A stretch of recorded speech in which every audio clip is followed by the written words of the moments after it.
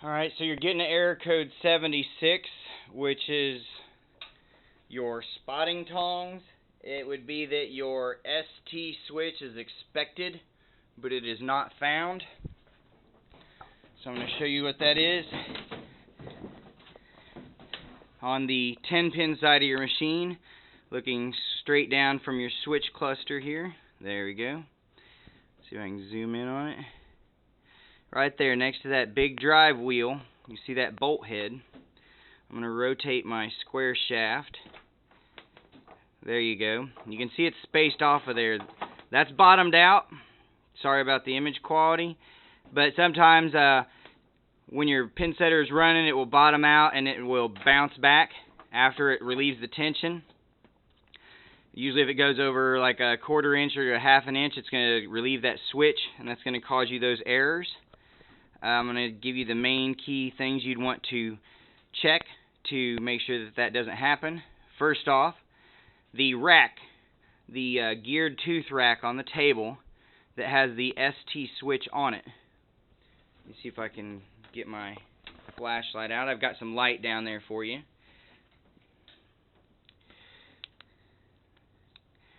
That is that square shaft that runs right along the side there.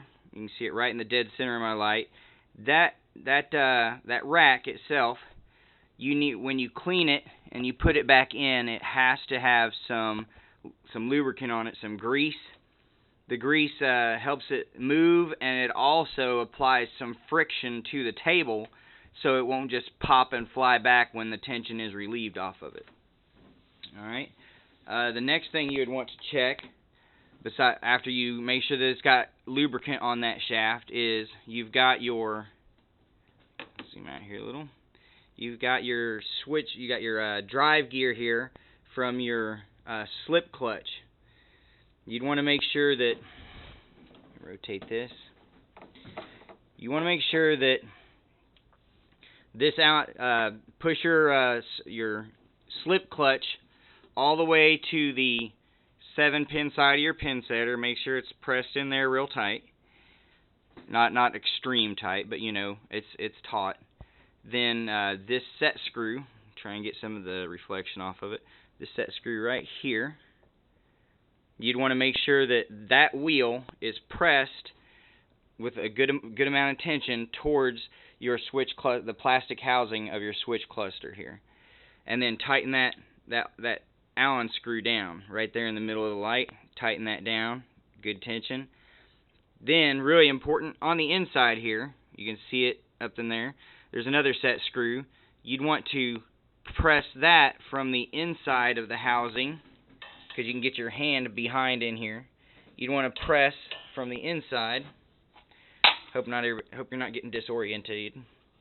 Get your hand in here. You're going to see my finger a little. There, see my finger moving in there? So you'd press back on that one, that lock bushing, or collar. Press back towards the, what would be your top of your screen now, or push it towards the 7-pin side.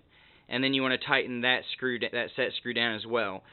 You do not want to take that out, because that really helps a lot. It provides a sandwich of pressure between the plate and this drive gear here, which will help stop extra just bounce back. So that's your second spot you'd check to get it right. Third thing you want to make sure is over here on your slip clutch. That's this wheel, sorry. Get the right proper light for you. The switch clutch, which is going to be right there in the center. You can take that out, and you'd want to make sure that it's clean.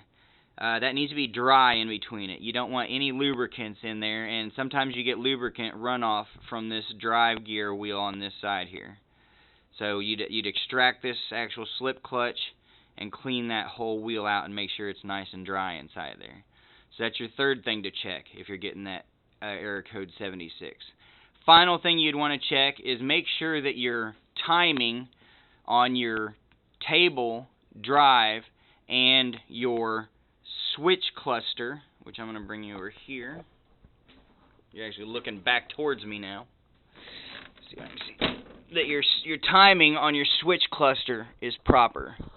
If it is not set right, then the machine thinks that it's at different points, and it'll keep driving force against these gears and everything. And as it drives the force, then it's going to pop back, and it'll be a little bit off. So you'd want to make sure that the timing is correct on all that as well. And those are the main 4 key points to avoid your error code 76 on your spotting tong switch.